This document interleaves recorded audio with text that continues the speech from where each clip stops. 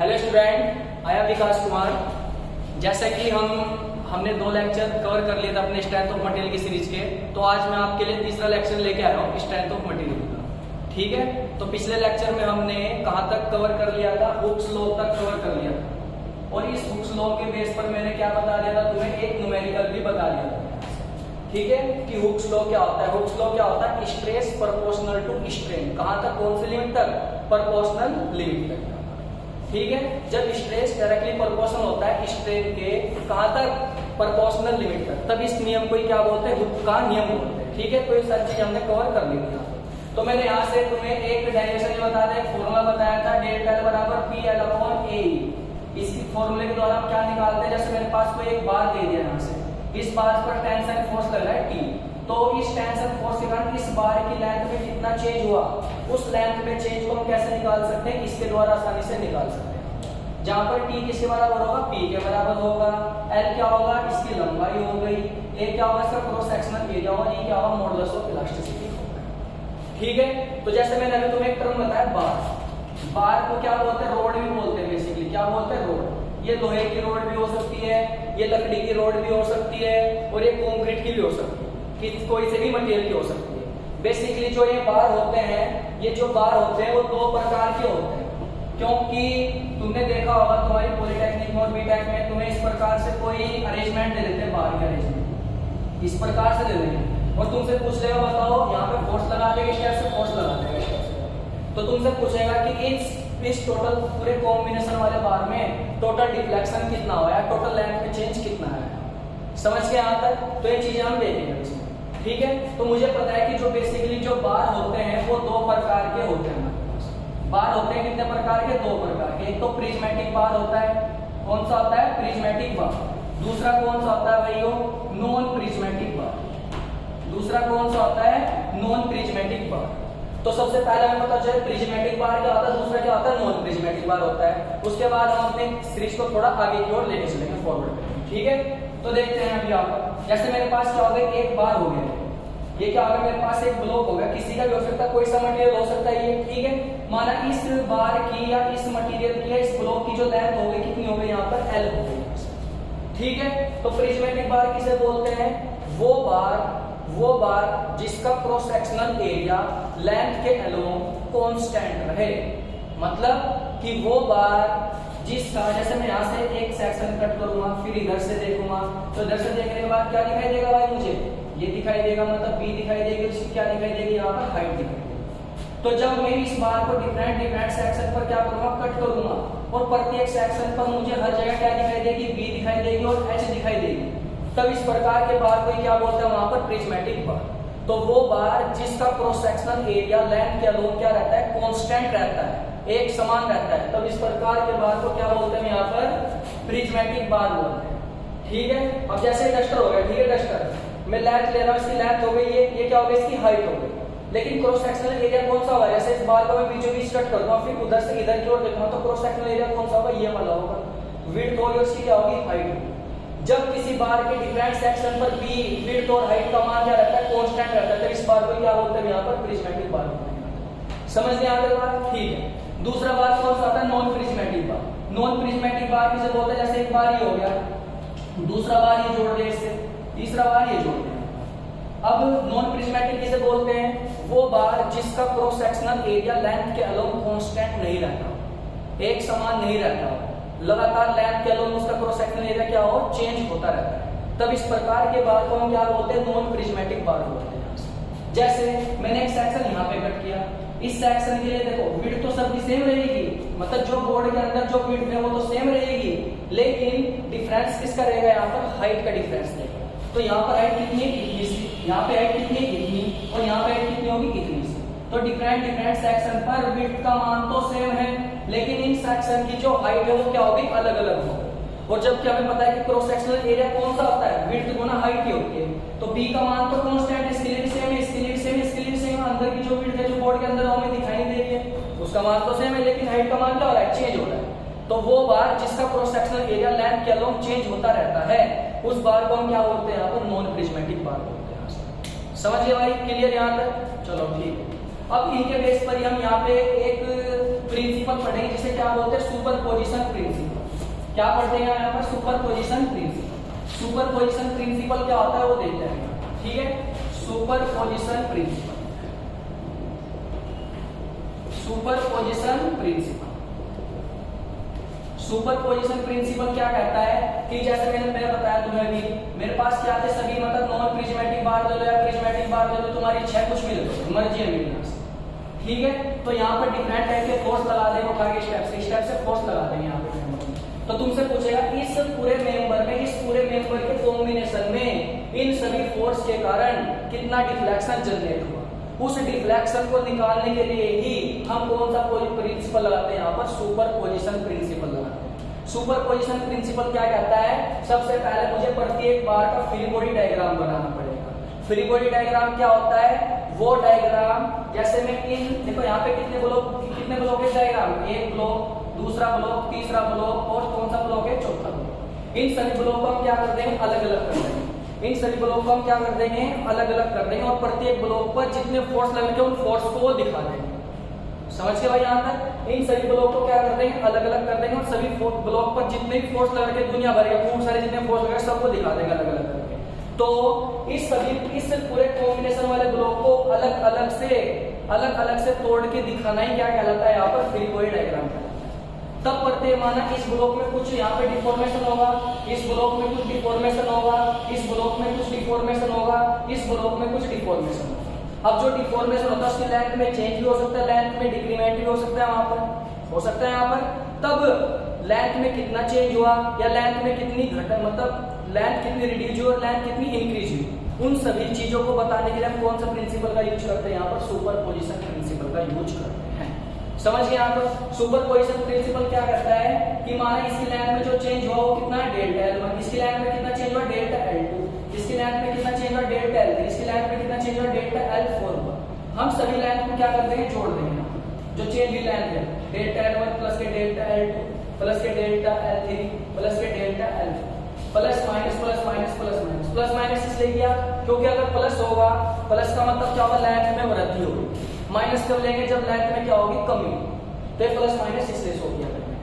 तब इस प्रिंसिपल को क्या बोलते हैं, यहाँ पर सुपरपोजिशन प्रिंसिपल बोलते हैं। समझ गए यहाँ तक बात। चलो इस पे एक हम न्यूमेरिकल देखते हैं जिससे हमें क्या पता चल जाए फ्री बॉडी डायग्राम कैसे बनता है इसका, ठीक है। तो सबसे पहले हम इस प्रकार के न्यूमेरिकल को कब कर पाएंगे, हम इस प्रकार के न्यूमेरिकल को तब कर पाएंगे अगर हमारा फ्री बॉडी डायग्राम सही से बन गया होगा। अगर तुम्हारा फ्री बॉडी डायग्राम सही से नहीं बन पाया तब ये क्वेश्चन तुम्हारा क्या हो जाएगा, गलत। तो मेन कंसर्न है जैसे हम एसएफटी बीएमडी पढ़ते हैं, एसएफटी बीएमडी में अगर हमने सपोर्ट रिएक्शन ही गलत निकाल दी तो पूरी एसएफटी बीएमडी के जो वैल्यू आएगी गलत हो जाएगी। समझ गए यहाँ तक। चलो ठीक है। अब इसमें हमें क्या करते हैं, न्यूमेरिकल करते हैं जिससे कि हमें क्लियर हो जाए कि हम फ्री बॉडी डायग्राम कैसे बनाते हैं और क्या होता है। समझ गए। चलो मैं एक न्यूमेरिकल लेता हुआ यहाँ से।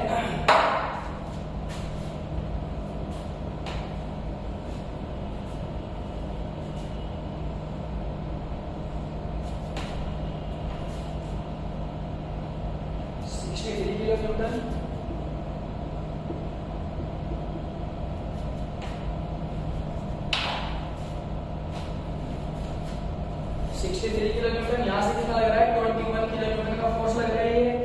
यहाँ से कितना लग रहा है, 41 किलोमीटर का फोर्स लग रहा है। इधर से कितना लग रहा है, 35 किलोमीटर का फोर्स लग रहा है। समझ गए यहाँ तक। ये वाली जो लेंथ दे रखी है वो दे रखी है 500 mm दे रखी है। ये वाली लेंथ कितनी दे रखी है, यहाँ से 1000 mm दे रखी है। यहाँ से ये वाली लेंथ भी कितनी दे रखी है, यहाँ से 500 mm दे रखी है। यहाँ से ठीक है। इनका जो डायमीटर दे रखा है सबका क्या दे रखा है, सेम दे रखा है। यहाँ से कितना दे रखा है, 200 mm। समझिए भाई यहाँ तक। तो इसको ये क्वेश्चन दे रखा है, इस क्वेश्चन को हम करते हैं। ठीक है। सबसे पहले हमें पता होना चाहिए हम फ्री बॉडी डायग्राम कैसे बनाएंगे इसका। ठीक है। फ्री बॉडी डायग्राम कैसे बनाएंगे, देखो माना ये ए हो गया, ये कौन सा पॉइंट हो गया, बी पॉइंट हो गया, कौन सा पॉइंट हो गया, सी पॉइंट हो गया, कौन सा पॉइंट हो गया, डी पॉइंट हो गया। इस पहले वाले ब्लॉक की जो लेंथ दे रखी 500 mm, दूसरे ब्लॉक की लेंथ दे रखी 1000 mm, तीसरे ब्लॉक की जो लेंथ दे रखी वो दे रखी 500 mm। पहले वाले ब्लॉक पर कौन सा फोर्स लगा, टेंसाइल फोर्स लगा 63 किलोमीटर का। इस पे कितना लग रहा है, 35 का। यहाँ पे कितना लग रहा है, 41। उधर कितना लग रहा है, 21 लग रहा है। प्रत्येक बार का जो डायमीटर दे रखा है वो क्या दे रखा है, कांस्टेंट दे रखा है 200। तो ये हम क्या कह सकते हैं, कौन सा बार होगा यहाँ पर, इसे बोलेंगे प्रिज्मेटिक बार।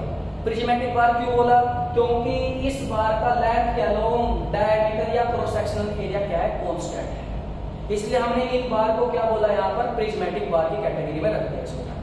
समझ गए? तो सबसे पहले हमें पहला ब्लॉक पकड़ेंगे। सबसे पहले फ्रीबॉडी डायग्राम क्या होता है कि वो डायग्राम किसी ब्लॉक का वो डायग्राम या किसी भी कॉम्बिनेशन वाले ब्लॉक का वो डायग्राम जिन्हें हम क्या कर देते हैं अलग अलग टुकड़ों में डिवाइड कर देते हैं और उन टुकड़ों पर सभी प्रकार के फोर्स लगा देते हैं। तब अलग अलग पार्ट में डिवाइड करने के बाद किसी ब्लॉक के कॉम्बिनेशन का जो डायग्राम होता है उस डायग्राम को क्या बोलते हैं वहां पर फ्री बॉडी डायग्राम, जिससे कि वो छोटे छोटे टुकड़े उस ब्लॉक के छोटे छोटे टुकड़े स्टेबल कंडीशन में बने रहे जो कि ठीक है।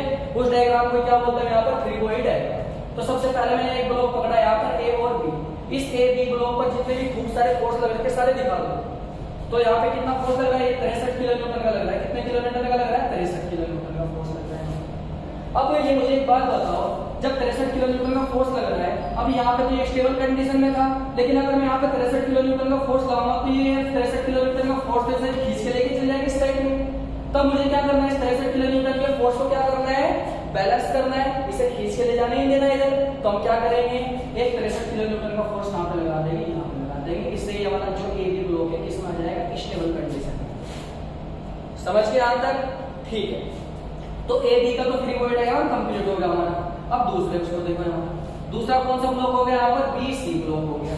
अब मुझे क्या करना है, मुझे इस वाले साइड को इसकी साइड से ज्वाइन कराना है। यहाँ पर ज्वाइन कैसे कराऊंगा मैं यहाँ पर भाई, ज्वाइन तब कराऊंगा जब ये 63 किलोन्यूटन का जो फोर्स है ये इस वाले ब्लॉक के द्वारा क्या हो जाए न्यूट्रलाइज हो जाए, उदासीन हो जाए। क्यों हो जाए ऐसा? क्योंकि अगर मैंने 63 किलोन्यूटन के लोड को लगा के रखा तो यहाँ पे जब मैं इसे जोड़ूंगा तो यहाँ पे केवल 35 का लग रहा है, 63 का कहां से लगा दूंगा मैं यहाँ पर। तो मुझे क्या करना है इस 63 किलोन्यूटन के फोर्स को क्या करना है न्यूट्रलाइज करना है। और न्यूट्रलाइज कब हो पाएगा जब ये 63 किलोन्यूटन का इस वाले ब्लॉक पे कौन सा नेचर दे रहा है टेंसाइल नेचर। अगर मैं 63 किलोन्यूटन का लोड इधर से इधर की ओर टेंसाइल नेचर में लगा दूं तो जब मैं इन दोनों ब्लॉक को क्या करूंगा ज्वाइन करूंगा तो 63 क्या हो जाएगा एक दूसरे कैंसिल आउट हो जाएंगे यहाँ पर। तो यहाँ पे कौन सा हो जाएगा जीरो फोर्स हो जाएगा। ये तो 63 का कंसेप्ट पता है। लेकिन इस वाले सेक्शन पे एक और फोर्स लग रहा है। कितने किलोमीटर का लग रहा है वो 35 किलोमीटर का। कितने का लग रहा है भाई 35 किलोमीटर का। लेकिन उसका नेचर कौन सा है यहाँ पर कंप्रेसिव। तो यहाँ पे कौन सा फोर्स लगा देंगे 35 किलोमीटर का क्या लगा देंगे फोर्स लगा देंगे। बात क्लियर है यहाँ तक? कोई दिक्कत तो नहीं है ना भाई? ठीक है। अब मैं क्या चाह रहा हूँ यहाँ पे देखो 63 किलोमीटर का तो टेंसाइल फोर्स लग रहा है और 35 किलोमीटर का क्या लग रहा है कंप्रेसिव फोर्स लग रहा है। अब मैं क्या चाह रहा हूँ मैं इन दोनों फोर्स को हटा के एक फोर्स ऐसा लगाना चाह रहा हूँ जो इस वाले फेस पर 63 किलोन्यूटन का इफेक्ट जनरेट करे और 35 किलोन्यूटन का भी इफेक्ट जनरेट करे। तब मैं क्या करूंगा इन दोनों फोर्स को हटा के क्या कर दूंगा एक फोर्स लगा दूंगा। और वो फोर्स कौन से नेचर का होगा पहले मुझे याद है कि बताओ कौन से नेचर वाले फोर्स का मैग्नीट्यूड ज्यादा है यहाँ पर 63 वाले का ज्यादा है 35 वाले का ज्यादा है। तो हमें देखने को मिल रहा है यहाँ पर 63 वाले का ज्यादा है। तो 63 में से 35 जाके कितना बचेगा भाई यहाँ से 63 माइनस के 35 13 में से 5 जाके कितने बचेंगे भाई 5 और 3 8 5 में से 3 जाके 2 तो 28 किलोमीटर का लोड लगा लेंगे। लेकिन 28 किस साइड में लगेगा इस साइड में। बात क्लियर है भाई यहाँ तक? चलो ठीक है 28 ही होगा ना शायद ये 13 5 और 3 ठीक है 5 और 3 28 होगा। ठीक है। अब ये कैसा फोर्स लग रहा है टेंसाइल नेचर का। तो इसे बैलेंस अब 28 किलोमीटर का लोड लगेगा ये तो 28 किलोमीटर का लोड बीसी ब्लॉक को खींच के लेके चले जाएगा। तो इसे खींचने से रोकना है मुझे तो क्या करूंगा मैं यहाँ पर 28 किलोमीटर के लोड को कहाँ लगा दूंगा यहाँ पे लगा दूंगा। तो ये ब्लॉक क्या हो जाएगा हमारा बैलेंस हो जाएगा। बात क्लियर है यहाँ तक? चलो ठीक है। नेक्स्ट तीसरे ब्लॉक का स्टेप को देखेंगे यहाँ पर फ्री बॉडी डायग्राम CD का। अब मुझे क्या करना है इस वाले फेस को इस वाले फेस से क्या कराना है ज्वाइन कराना है। इस वाले फेस को इस वाले फेस से क्या कराना है मुझे ज्वाइन कराना है। लेकिन यहाँ पर एक फोर्स लग रहा है 41 किलोन्यूटन का। कितने का लग रहा है 41 किलोन्यूटन का फोर्स लग रहा है यहाँ पर। लेकिन जब मैं इस वाले फेस को इस वाले फेस से क्या करूंगा बैलेंस कराऊंगा तब यहाँ पे 28 किलोमीटर का लोड तो एक्स्ट्रा आ गया यहाँ पर। जबकि यहाँ पे डायग्राम में कहीं 28 किलोमीटर का लोड है ही नहीं यहाँ पर। तो मुझे क्या करना है इस 28 किलोमीटर के लोड को क्या करना है खत्म करना है न्यूट्रलाइज करना है। तब मुझे इस वाले फेस पर किस प्रकार से फोर्स लगाना पड़ेगा इस प्रकार से क्या लगाना पड़ेगा एक फोर्स लगाना पड़ेगा। बात क्लियर है? अभी मैंने क्वेश्चन भाई अपनी मर्जी से लिया था ये इसका मतलब कोई बुक से नहीं लिया ऐसे ही बना देते हैं क्वेश्चन। ठीक है। बाद में देख लेंगे अगर जो कुछ गलत हो रहा है तो बाद में देखेंगे। ठीक है। ठीक है। अभी मेरा मेन कंसर्न है एसेप्टिक पर मतलब सॉरी फ्री बॉडी डायग्राम आपको समझाना कि कैसे कैसे मतलब फ्री बॉडी डायग्राम बनता है। ये मेरा मेन कंसर्न है। ठीक है। टारगेट। तो तो जैसे मैंने 28 किलोमीटर का लोड ऐसे लगा दिया इधर की ओर, और 41 किलोमीटर का लोड कैसे लग रहा है, इसे दबा रहा है। तो दबा रहा है तो मतलब कौन से नेचर का, कौन से नेचर वाले फोर्स का मैग्नीट्यूड ज्यादा है यहाँ पर, कंप्रेसिव फोर्स वाले, कंप्रेसिव नेचर वाले फोर्स का मैग्नीट्यूड क्या है यहाँ पर ज्यादा है। और कितना है, 41 और 28। अब देखते हैं यहाँ पे, जब हम 41 में से 28 घटाएंगे तो 11 में से 8 जाके कितने बचेंगे, 3 बचेंगे यहाँ पर, और ये यहाँ पे कितना आ जाएगा, 3 में से 2 जाके कितना बचेगा, 1 बचेगा। तो यहाँ पर हम क्या लगा दें, इन दोनों को हटा के कौन सा फोर्स लगा देंगे, 13 किलोन्यूटन का फोर्स लगा देंगे। ठीक है, अब यहाँ से 13 किलोन्यूटन का फोर्स है, लेकिन इसलिए मुझे क्या पता चला कि यहाँ पे 21 किलोन्यूटन ना होकर कितने का है, यहाँ पर 13 किलोन्यूटन का फोर्स। समझ के यहाँ तक क्यों किया है, क्योंकि अभी मैंने क्वेश्चन अपनी मर्जी से लिया था, तो मुझे नहीं पता था कि वहाँ पे कौन सा फोर्स है। मुझे यहाँ से पता चल गया कि लास्ट में कितना फोर्स आएगा, वो 13 किलोमीटर। तो 13 ऐसे लग रहा है, तो उसे बैलेंस करने के लिए कितना आएगा यहाँ पर, 13 किलोमीटर फोर्स। समझ गए भाई यहाँ पर, ठीक है। अब देखो पहले वाले ब्लॉक ए बी ब्लॉक में किस प्रकार का फोर्स लग रहा है, टेंशन। तो टेंशन फोर्स लग रहा है, तो यहाँ पे इसकी लेंथ में इंक्रीमेंट होगा, डिक्रीमेंट होगा यहाँ पर। तो इंक्रीमेंट होगा तो यहाँ पे किस डेल्टा लेवल क्या आ जाएगा, प्लस। इस पे कौन सा फोर्स लग रहा है, कौन से नेचर का फोर्स लग रहा है, टेंसाइल नेचर का लग रहा है, इस पे भी डेल्टा टू क्या आ जाएगा, प्लस का आएगा। लेकिन इस पर किस प्रकार का फोर्स लग रहा है, कंप्रेशन, जो इसकी लेंथ को क्या कर रहा है, डिक्रीज कर रहा है। तो यहाँ पे आएगा माइनस के डेल्टा एल। समझ के यहाँ तक बात क्लियर है सभी के, ये क्या फ्री बॉडी डायग्राम क्लियर है यहाँ तक, चलो ठीक है। अब मुझे क्या करना है, मुझे क्या करना है, इन सभी फोर्स के कारण इस पूरे ब्लॉक, ये पूरा block A B C D जो ब्लॉक है, पूरी बॉडी है, इसकी लेंथ में कितना चेंज हो वो निकालना है। और उसे निकालने के लिए मैं किसकी सहायता लेता हूँ, सुपरपोजिशन प्रिंसिपल की सहायता लेता हूँ, कि प्रत्येक लेंथ को क्या कर देंगे, प्रत्येक लेंथ में जो होने वाले चेंज को क्या कर देंगे, जोड़ देंगे। जितना टोटल आएगा वो टोटल ही हम कौन से प्रिंसिपल से निकालते हैं, इसके द्वारा निकालते हैं। बात क्लियर है यार, ठीक है। तो डेल्टा एल बराबर कितना आ जाएगा, डेल्टा L1 प्लस के डेल्टा L2 माइनस के डेल्टा L, माइनस क्यों लिया, क्योंकि तीसरे वाले ब्लॉक पर कौन से फोर्स है, यहाँ पर कौन सा फोर्स है, वो कंप्रेसिव फोर्स। ठीक है, चलो अब मुझे पता है कि डेल्टा एल बराबर क्या होता है, हुक के नियम के अनुसार बताया था, PL अपॉन A ही होता है, यहाँ PL अपॉन A ही होता है। तो डेल्टा एल क्या आ जाएगा, P1 L1 A1, और डेल्टा L2 कितना आ जाएगा यहाँ पर, P2 L2 बटे A2 B2 हो जाएगा। और डेल्टा L3 क्या आ जाएगा यहाँ से, P3 L3 बटे A3 B3 हो जाएगा। इन सब की वैल्यू को फॉर्मूले में रख के जोड़ दो और घटा दो, जो आएगा इसका आंसर आ जाएगा। ठीक है, पहले केस में P का मान कितना आ जाएगा, 63 किलो न्यूटन। दूसरे केस में P का मान कितना आ जाएगा, 28 किलो न्यूटन। तीसरे केस में P का मान कितना आ जाएगा यहाँ पर, 13 किलो न्यूटन आ जाएगा यहाँ से। समझ गए, जबकि A का मान क्या रहेगा, हमेशा कांस्टेंट रहेगा। A तो कांस्टेंट रहेगा, A बराबर क्या आ जाएगा, π/4 × d²। d का मान कितना है, तो सेक्शन एरिया लेंगे यहाँ पर।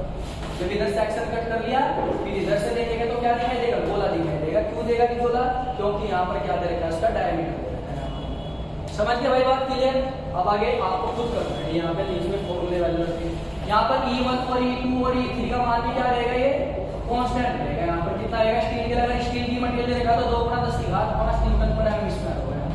ये सारे फॉर्मूले इन वैल्यू में रख देंगे उठा के, इस फॉर्मूले में रख देंगे उठा के, तो इसे लेके समझ के आते हो भाई, बात क्लियर है सभी के, ठीक है, okay.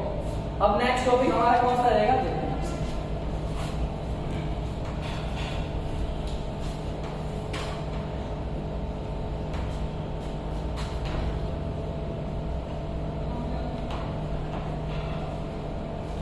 Next topic, mechanical property of material. Mechanical property of material, mechanical property of material, material की मैकेनिकल प्रॉपर्टी। तो मैकेनिकल प्रॉपर्टी ऑफ मटेरियल क्या होता है, बहुत सारी प्रॉपर्टी होती है, देखेंगे डिक्टेट करेंगे। तो चलो पहले बार में लिख देता हूं, सारी चीजें क्या होती है, हार्डनेस। पहले क्या प्रॉपर्टी होती है, हार्डनेस। दूसरे पे क्या होती है, इलास्टिसिटी, इलास्टिसिटी। तीसरे पे क्या होती है भाई, प्लास्टिसिटी। ठीक है, चौथे पे क्या होती है, डक्टिलिटी। पांचवे पे होती है यहाँ पर ब्रिटलनेस। छठे पे होती है क्रीप। सातवें पे होती है फटिग। आठवें पे होती है यहाँ पर रेजिडेंस। ठीक है, 90 पे क्या होता है यहाँ पर स्ट्रेन एनर्जी। सर जी लिख दो यार उठा के। 10 पे क्या रहेगा, हार्डनेस हो गया, इलास्टिसिटी हो गया, टेंसिल। क्या कहते हैं, मैलेबिलिटी।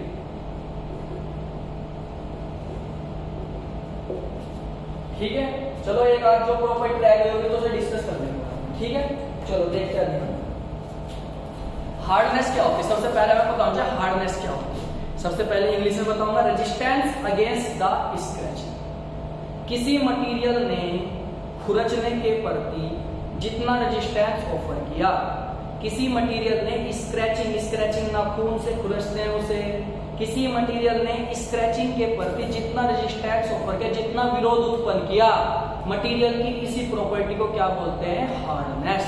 हार्डनेस को हिंदी में क्या बोलते हैं, कठोरता। हार्डनेस, किसी मटेरियल की जो हार्डनेस होती है वो मोह स्केल में कैलकुलेट की जाती है। अब मोह स्केल पर कौन सी क्या होती है, अभी हमारा यहाँ पे मोह स्केल टॉपिक नहीं है कुछ, क्योंकि मोह स्केल हम पढ़ेंगे बीएमसी में।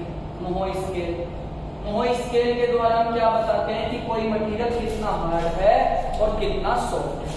अगर मोह स्केल में वैल्यू 1 से लेकर 10 तक वेरी करती है, जैसे एक मोह स्केल में वैल्यू क्या आ गई, 1 आ गई, इसका मतलब कोई मटेरियल सॉफ्ट है। अगर मोह स्केल में वैल्यू 10 आ गई तो इसका मतलब क्या है, मटेरियल सबसे ज्यादा हार्ड है। और सबसे ज्यादा हार्ड मटेरियल कौन सा होता है, हीरा, डायमंड। डायमंड के केस में मोह स्केल का जो नंबर होता है वो कितना होता है, 10 होता है। समझ के यहाँ तक। ये DFCCL जेईई में क्वेश्चन पूछा गया था कि ऐसी कौन सी स्केल होती है जिसके द्वारा हम मटेरियल की हार्डनेस को कैलकुलेट करते हैं या बताते हैं, तो कौन सी स्केल होती है, मोह स्केल। ठीक है, अभी तो मैं ऐसे बता रहा हूँ, जब BMC पढ़ाऊंगा तब तुम्हें और डिटेल में बताऊंगा कि मोह स्केल क्या होता है। समझ गए यहाँ तक गाइस।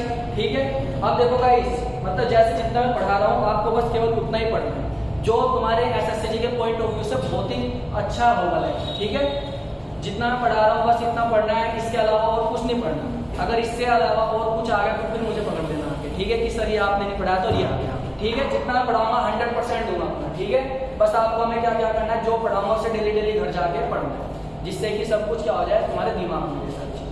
ठीक है, चलो नेक्स्ट, इलास्टिसिटी। इलास्टिसिटी क्या होती है, मटेरियल या मटेरियल की क्या होती है, प्रकार की प्रॉपर्टी होती है। जब मैं किसी मटेरियल पर क्या लगाऊंगा, फोर्स लगाऊंगा, और उस फोर्स का जो मैग्नीट्यूड रहेगा वो कहां तक रहेगा, इलास्टिक लिमिट तक रहेगा। मैंने कल के लेक्चर में तुम्हें स्ट्रेस स्ट्रेन डायग्राम बताया था, इलास्टिक लिमिट क्या होती है। ठीक है, जब किसी मटेरियल पर हम लोड लगाते हैं और मटेरियल पर जो लोड का जो मैग्नीट्यूड होता है, जो परिमाण होता है, वो इलास्टिक लिमिट तक रहता है, तब मटेरियल की शेप साइज में चेंज आ जाता है। लेकिन अगर लोड हटा देने पर, अगर हमने लोड हटा देते हैं तो लोड हटाने पर मटेरियल अपनी ओरिजिनल स्टेट में वापस आ जाता है। तब मटेरियल की इसी प्रॉपर्टी को हम क्या बोलते हैं, इलास्टिसिटी। मटेरियल की इसी प्रॉपर्टी को हम क्या बोलते हैं भाई, बेसिकली इलास्टिसिटी। इलास्टिसिटी को हिंदी में बोलते हैं प्रत्यास्था। क्या बोलते हैं हिंदी में, प्रत्यास्था।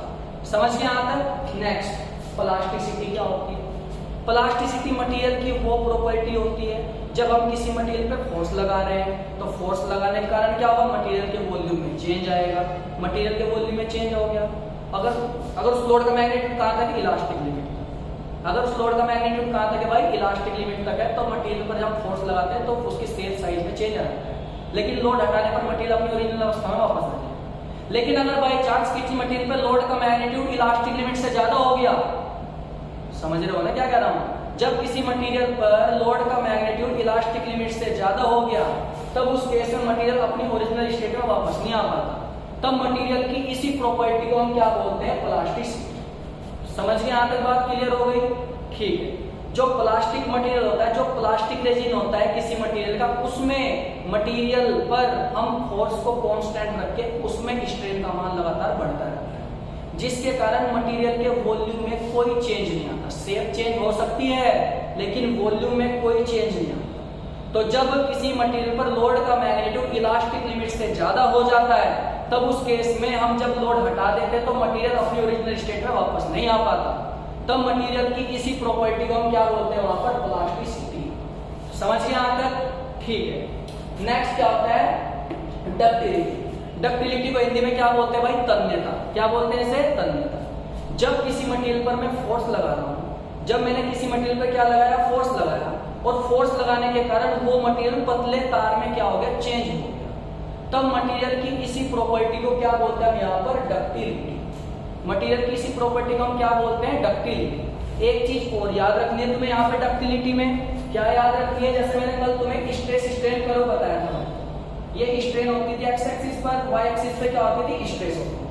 तो यहाँ से मैं ग्राफ बनाता minus idealize stress strain curve किसका होता है, कौन सा मटेरियल का होता है, ये होता है हमारा माइल्ड स्टील का। किसका होता है ये हमारा, माइल्ड स्टील का।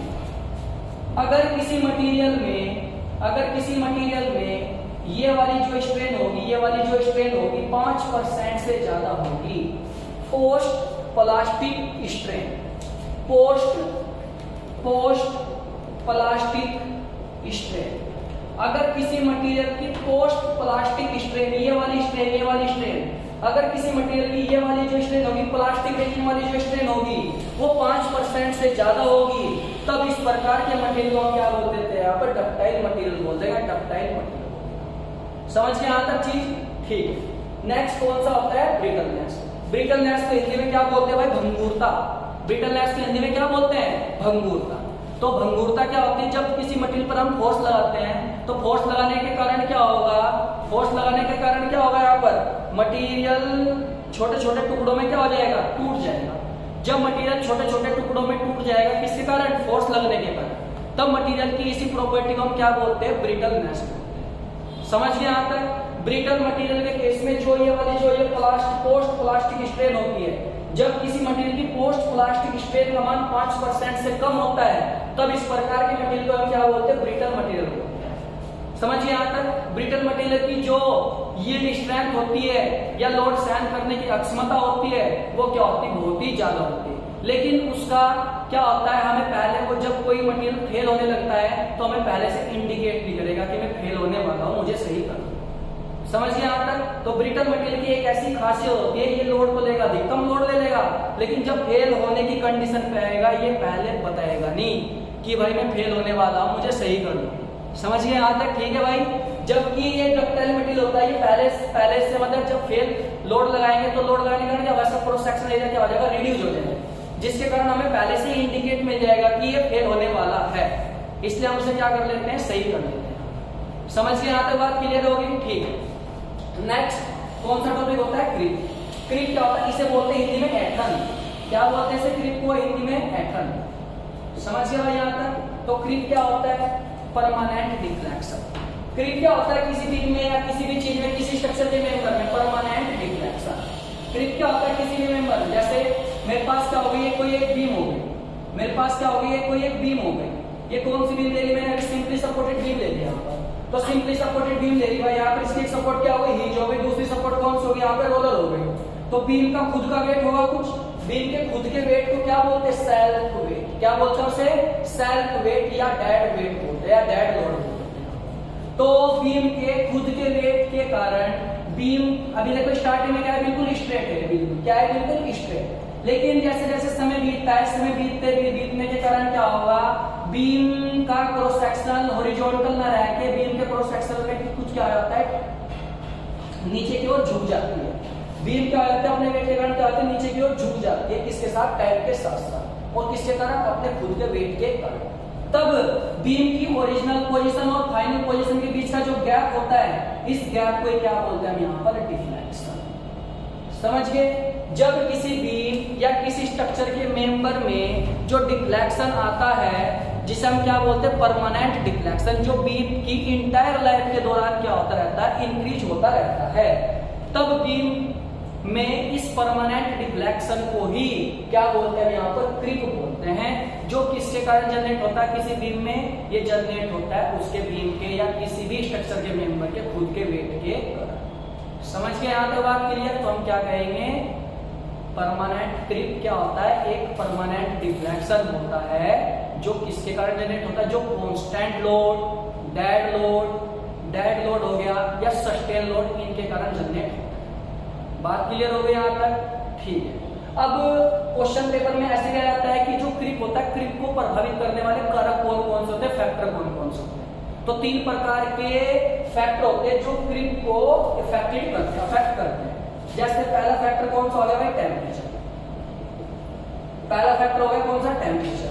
दूसरा कौन सा आ जाएगा यहाँ पर, एज ऑफ स्ट्रक्चर।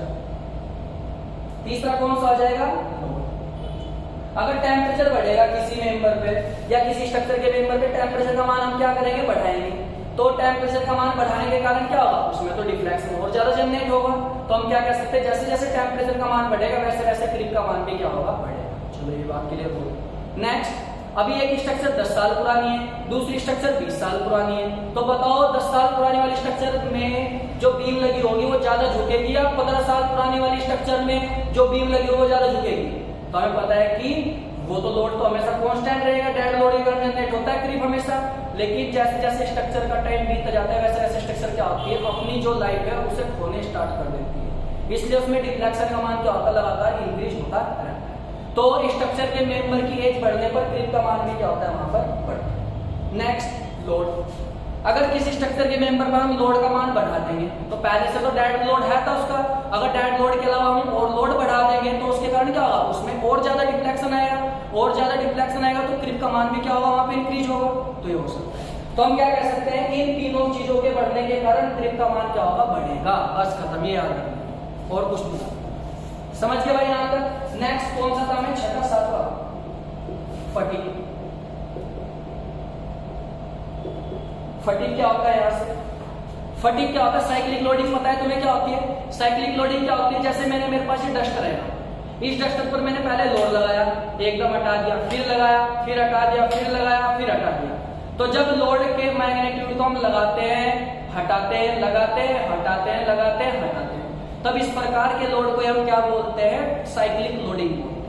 अगर किसी मटेरियल ने इस साइक्लिक लोडिंग को बगैर फेल हुए सहन कर लिया तब हम कहेंगे कि मटेरियल फटीग में अच्छा है या उसकी स्ट्रेंथ फटीग में क्या है, अच्छी है।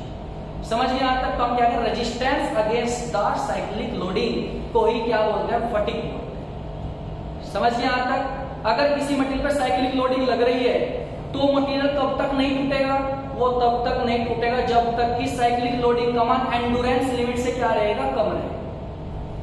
लेकिन अगर बाई चांस उस साइक्लिक लोडिंग का मान एंडुरेंस लिमिट से थोड़ा ऊपर चले गया तब इस केस में मटेरियल क्या हो जाएगा, फटीग में क्या हो जाएगा, बेकार हो जाएगा। अब तुम सोच रहे हो एंडुरेंस लिमिट क्या आ गई, अब उसके लिए तुम्हें मेरा पिछला लेक्चर देखना पड़ेगा, क्योंकि उसमें मैंने स्ट्रेस स्ट्रेन डायग्राम बताया था, तब मैंने आपको बता दिया था कि एंडुरेंस लिमिट वो होती है, एंडुरेंस लिमिट ये होती है। प्रोपोर्शनल लिमिट से नीचे वाली जो लिमिट होती है उस लिमिट को क्या बोलते हैं, एंडुरेंस लिमिट। अगर साइक्लिक लोडिंग का मान एंडुरेंस लिमिट के विद इन है, उसके नीचे है, तब इस कंडीशन में चाहे मटेरियल पे कितनी साइक्लिक लोडिंग लगा देना, वो मटेरियल बिल्कुल भी फेल नहीं होगा। तो हम क्या कहेंगे, मटेरियल की फटीग में स्ट्रेंथ क्या होगी, अच्छी। समझिए भाई, बात क्लियर होगी यहां तक। चलो नेक्स्ट चलो, ये स्ट्रेन एनर्जी तो मैं आपको बाद में बताऊंगा। और ये क्या छूट गया था, इसमें रेजिलेंस छूट गया था शायद। रेजिलेंस में मैं तुम्हें थोड़ी देर में क्या होता है रेजिलेंस, ठीक है। अभी इन दोनों को छोड़ देते हैं क्योंकि अभी समझ में नहीं आएगा आपके। समझ गए यहां तक। Next, tenacity. टेनेसिटी क्या होता है, इसका मतलब मटेरियल ने टेंशन फोर्स के अगेंस्ट जितना रेजिस्टेंस ऑफर किया, ये कोई मटेरियल है, इस पे टेंशन फोर्स लग रहा है, मटेरियल ने इस टेंशन फोर्स के अगेंस्ट या इसके विरुद्ध जितना विरोध उत्पन्न किया, उस विरोध को ही मटेरियल की टेनेसिटी कहा जाता है। समझ गए यहां तक। मटेरियल हम क्या कहते हैं, resistance against the tension force को ही मटेरियल की क्या बोलते हैं, टेनेसिटी। आगे भाई सन आईपीएस के एग्जाम में पूछ सकता था ये क्वेश्चन कि जब कोई मटेरियल टेंशन फोर्स के अगेंस्ट रेजिस्टेंस ऑफर करता है तब मटेरियल की उस प्रॉपर्टी को क्या बोलते हैं, वहां पर क्या बोलते हैं, उसे टेनेसिटी बोलते हैं। ठीक है, एक मिनट रुक जाओ, क्या बोलते हैं उसे, टेनेसिटी बोलते हैं। नेक्स्ट कौन सा है यहां पर, मैलेबिलिटी।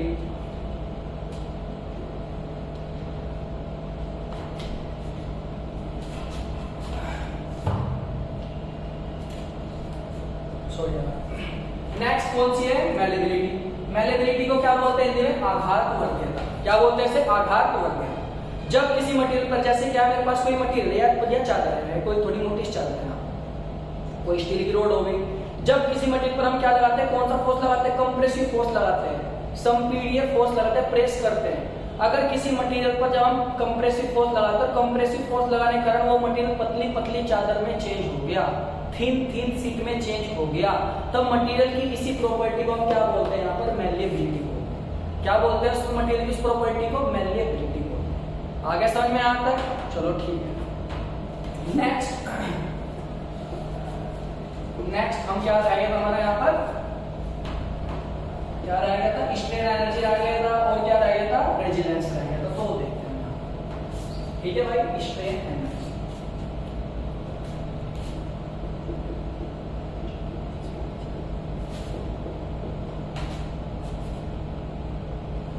स्ट्रेन एनर्जी को बेसिकली किससे प्रदर्शित किया जाता है, यू के द्वारा प्रदर्शित किया जाता है।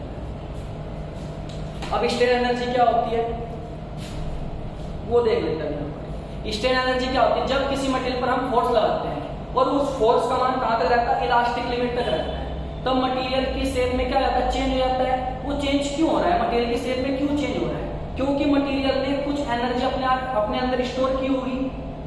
समझ रहे हो ना? जब किसी मटेरियल पर हम फोर्स लगाते हैं और वो फोर्स कहां तक रहता है, इलास्टिक लिमिट तक रहता है, तब मटेरियल की शेप में क्या हो जाता है, चेंज हो जाता है। मटेरियल की शेप में कुछ भी प्रकार का चेंज हो सकता है। वो चेंज क्यों आ रहा है, वो चेंज इसलिए आ रहा है मटेरियल ने अपने अंदर कुछ एनर्जी स्टोर कर ली, लेकिन जब हम फोर्स को हटा देते हैं वो एनर्जी क्या हो जाती है, रिलीज हो जाती है, वहां से बाहर निकल जाती है, जिसके कारण क्या होता है, मटेरियल अपनी ओरिजिनल स्टेट में वापस आ जाता है। जब मटेरियल की शेप चेंज हो जाती है, मटेरियल अपने अंदर कुछ एनर्जी स्टोर करता है, जिसके कारण मटेरियल की शेप चेंज हो जाती है, तब मटेरियल के अंदर स्टोर हुई एनर्जी को ही क्या बोलते हैं यहाँ पर, स्ट्रेन एनर्जी बोलते हैं। आ गया भाई समझ में आता है? जब किसी मटेरियल में लोड का मैग्नीट्यूड इलास्टिक लिमिट से नीचे रहता है, तब इस केस में मटेरियल की शेप चेंज हो जाती है, और मटेरियल की शेप चेंज होती है वहां पर क्योंकि मटेरियल कुछ अपने अंदर एनर्जी स्टोर कर लेता है, जिस एनर्जी को हम क्या बोलते हैं, स्ट्रेन एनर्जी। और जैसे ही लोड हटाएंगे, लोड हटाने के कारण क्या होगा, मटेरियल अपनी ओरिजिनल स्टेट में क्या जाता है, वापस आ जाता है। तो वहां से ओरिजिनल स्टेट में वापस कैसे आएगा, जब वो अपने अंदर जो स्टोर हुई एनर्जी क्या कर देगा, कुछ रिलीज कर देगा वहां पर। तो मटेरियल के अंदर स्टोर हुई एनर्जी को ही क्या बोलते हैं, स्ट्रेन एनर्जी, जिसके कारण मटेरियल की क्या होती है, शेप चेंज हो जाती है, तब उस एनर्जी को क्या बोलते हैं यहाँ पर, स्ट्रेन एनर्जी। स्ट्रेन एनर्जी को हम निकालते हैं लोड डिफॉर्मेशन कर्व के द्वारा। लोड डिफॉर्मेशन कर्व के, तो लोड डिफॉर्मेशन कर्व क्या होता है वो देख लेते हैं। सबसे पहले स्ट्रेन एनर्जी को निकालते हैं लोड डिफॉर्मेशन कर्व। तो ये लो यहाँ पे क्या हो गया, लोड हो गया, y एक्सिस पे क्या हो गया, लोड हो गया, x एक्सिस पे क्या हो गया, डिफॉर्मेशन। तो जब हम किसी मटेरियल पे लोड लगाते हैं तो लोड लगाने के कारण क्या होगा, लोड लगाने के कारण क्या होगा, उसमें कोई डिफॉर्मेशन भी आएगा, और इस लोड के मैग्नीट्यूड को कहां तक रखना है मुझे, केवल इलास्टिक लिमिट तक। कहां तक रखना है भाई, इलास्टिक लिमिट। तो ये लोड कितना आ गया यहाँ पर, P, उसमें डिफॉर्मेशन कितना आ गया यहाँ पे, चलो डेल्टा मान लो, डेल्टा इलास्टिक लिमिट तक लोड और डिफॉर्मेशन कर्व के area area, load deformation curve के नीचे का जो एरिया होता है, उस एरिया को ही क्या बोलते हैं, स्ट्रेन एनर्जी। क्या बोलते हैं उसे, स्ट्रेन एनर्जी। इसे कैसे निकालते हैं देखते हैं। जो इसके ऊपर का जो ए वाला एरिया होता है, इसे क्या बोलते हैं, कॉम्प्लीमेंट्री स्ट्रेन एनर्जी। क्या बोलते हैं इसे, complementary strain energy, complementary strain energy. अब मुझे स्ट्रेन एनर्जी निकालनी है, तो स्ट्रेन एनर्जी U बराबर क्या हो जाएगा, बताओ भाई क्या होगा, U बराबर इसका एरिया ले लेंगे 1/2 आधार। आधार कितना है इसका, डेल्टा L। ऊंचाई कितनी है भाई इसकी, जितना ही होगा इतना ही होगा, तो क्या हो जाएगी, P हो जाएगी। तो स्ट्रेन एनर्जी क्या हो जाएगी, P गुना डेल्टा L अपॉन 2। समझ के बाद यहाँ तक क्लियर हो गया, ठीक है। अगर मटेरियल, देखो बात सुन, देखो यहाँ पर मेरी क्या सुनोगे, मेरे पास कोई एक बार है यहाँ, इस बार पर कौन सा फोर्स लग रहा है, P फोर्स लग रहा है, और P फोर्स लग रहा है, इसकी लेंथ कितनी है यहाँ पर, स्टार्टिंग में कितनी है L, इसका क्रॉस सेक्शनल एरिया कितना है यहाँ पर A। तो मैं इस फॉर्मूले को थोड़ा मॉडिफाई करूंगा, यहाँ से कैसे करेंगे, तो मुझे पता है कि हुक के नियम के अनुसार डेल्टा L बराबर क्या होता है भाई, PL अपॉन A ही नहीं होता है यहाँ से। तो जहाँ पे डेल्टा L दिखाई दे रहा है वहां पे तुम्हें PL अपॉन A ही रखना है वहां पर। चलो यहाँ पे इधर कर देता हूँ मैं इसमें, ठीक है, क्योंकि वहां पे जगह नहीं है हमारे पास। तो U बराबर क्या हो जाएगा, P गुना डेल्टा L मान के रख देंगे, PL अपॉन 2 तो है था गुना A। समझ गया यहाँ तक। तो U बराबर P क्या हो जाएगा, P स्क्वायर हो जाएगा L अपॉन 2AE। समझ गया यहाँ तक, क्लियर हो गया यहाँ तक, चलो ठीक है। अगर मैं इसे स्ट्रेस की फॉर्म में लिखना चाहूँ, किसकी फॉर्म में लिखना चाहूँ, स्ट्रेस की फॉर्म में, प्रतिबल की फॉर्म में लिखना चाहूँ, क्योंकि ये तो लोड की फॉर्म में हो गया, तो मैंने क्या कर दिया, A से ऊपर नीचे क्या कर दी, गुणा कर दी। कोई दिक्कत है यहाँ तक? कोई दिक्कत नहीं, ठीक है। तो जब ऊपर से नीचे गुणा करते तो क्या हो जाएगा, पी स्क्वायर हो गया गुणा एल हो गया गुणा ए भी आ जाएगा ऊपर बटे ए ये रहा, यहाँ पे क्या हो जाएगा ए स्क्वायर हो जाएगा इंटू यू। तो पी अपॉन ए किसके बराबर हो जाएगा, आप स्ट्रेस के बराबर नहीं हो जाएगा भाई पी अपॉन ए, और लेकिन स्क्वायर हो रहा है तो क्या लिख देंगे उसे, सिग्मा का होल स्क्वायर गुणा ए इंटू एल लिख देंगे, और नीचे क्या हो जाएगा 2 इंटू ई। एरिया गुणा लंबाई को क्या लिख देंगे, वॉल्यूम नहीं लिख सकते भाई यहाँ पर, तो सिग्मा स्क्वायर गुणा वॉल्यूम बटे 2 गुणा ई। तो ये क्या हो जाएगा, स्ट्रेन एनर्जी का फॉर्मूला हो जाएगा, जिसके बेस पर तुम्हारे एसएससी जेईई गेट आईईएस में न्यूमेरिकल पूछा जाता है। यहाँ तक बात क्लियर है सभी के, कोई डाउट नहीं है, ठीक। नेक्स्ट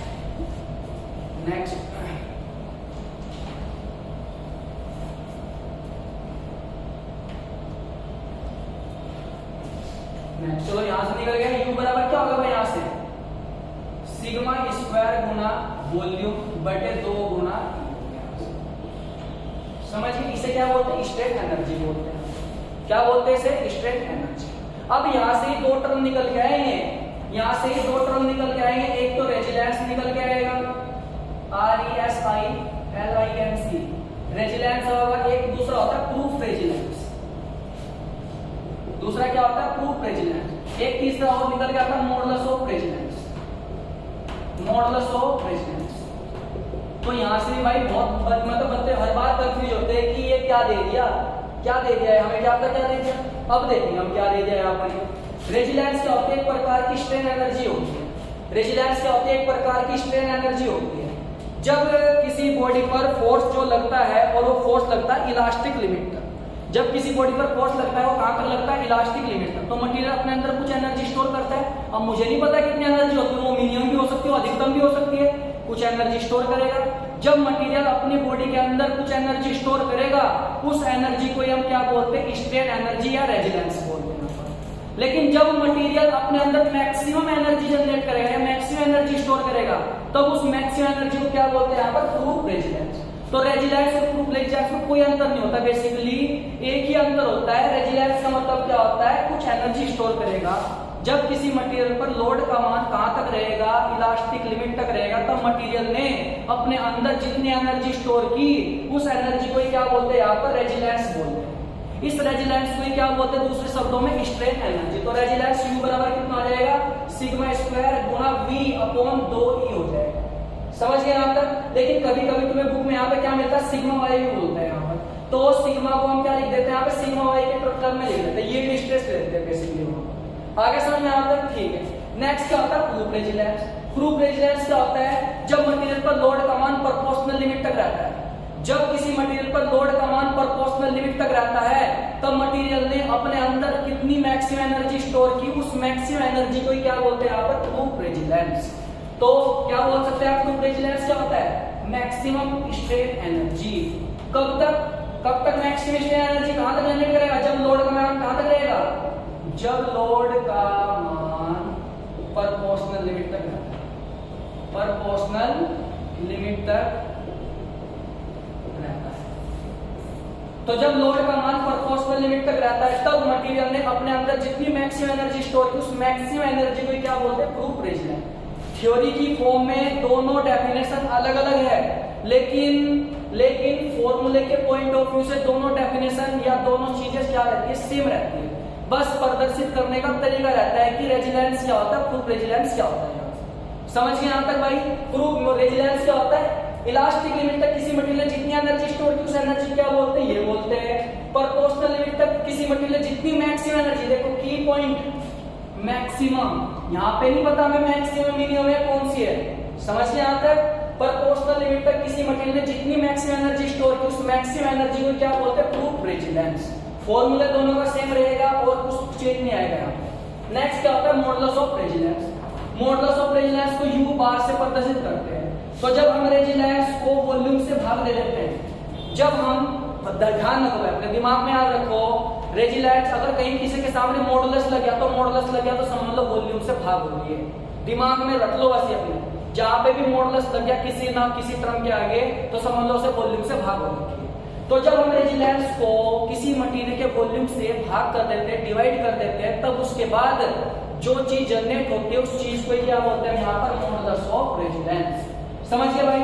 तो U बराबर क्या होता था, फॉर्मूला ही बताया था, सिग्मा वाई स्क्वायर गुना V अपॉन 2E गुना वॉल्यूम। तो वॉल्यूम से वॉल्यूम कट गया, तो U बार बराबर कितना होगा, सिग्मा वाई का होल स्क्वायर बटे 2E। तो ये क्या होता है, मॉडुलस ऑफ रेजिस्टेंस का फॉर्मूला। बात क्लियर है भाई, यहां तक समझ गए, यहां तक कोई डाउट नहीं है। बस एक टॉपिक और करते हैं हम, कवर गए यहाँ पे, ठीक है। फिर और बाकी नेक्स्ट लेक्चर में कवर करेंगे। एक छोटा सा टॉपिक रह गया था स्टेन कर्व में, वो बताना भूल गया था मैं आपको पहले, तो देखते हैं, ठीक है। जैसे मैंने तुम्हें बताया था स्टेन कर्व बताया था भाई, मैंने तुम्हें कल बताया था, यहाँ पे क्या होती है, स्ट्रेस होती है, यहाँ पे क्या होती है, स्टेन होती है। तो एक बार आप बताया था क्योंकि ये पेपर में कई बार पूछ लिया क्वेश्चन, ये पूछते हैं कि स्टेन कर्व के नीचे का जो टोटल एरिया होता है कहां तक, ब्रेकिंग पॉइंट तक। कहां तक, ब्रेकिंग पॉइंट तक। ये वाला ब्रेकिंग पॉइंट है तो हमारा। तो एक क्वेश्चन कई बार तुम्हारे पेपर में आ चुका है, जेईई और एईई पेपर में डायरेक्टली पूछ लेते हैं कि स्टेन डायग्राम के कर्व का जो नीचे का जो एरिया होता है कहां तक, अप टू ब्रेकिंग पॉइंट, उस एरिया को क्या बोलते हैं, उस एरिया को बोलते हैं टफनेस रीजन। क्या बोलते हैं उस एरिया को, TOU। उस एरिया को क्या बोलते हैं, टफनेस रीजन। उस एरिया को क्या बोलते हैं यहाँ पर, टफनेस रीजन। जो टफनेस होती है, टफनेस क्या होती है, मटेरियल ने इम्पैक्ट लोडिंग के प्रति जितना रेजिस्टेंस ऑफर किया, उस प्रॉपर्टी को ही मटेरियल की क्या बोलते हैं, टफनेस।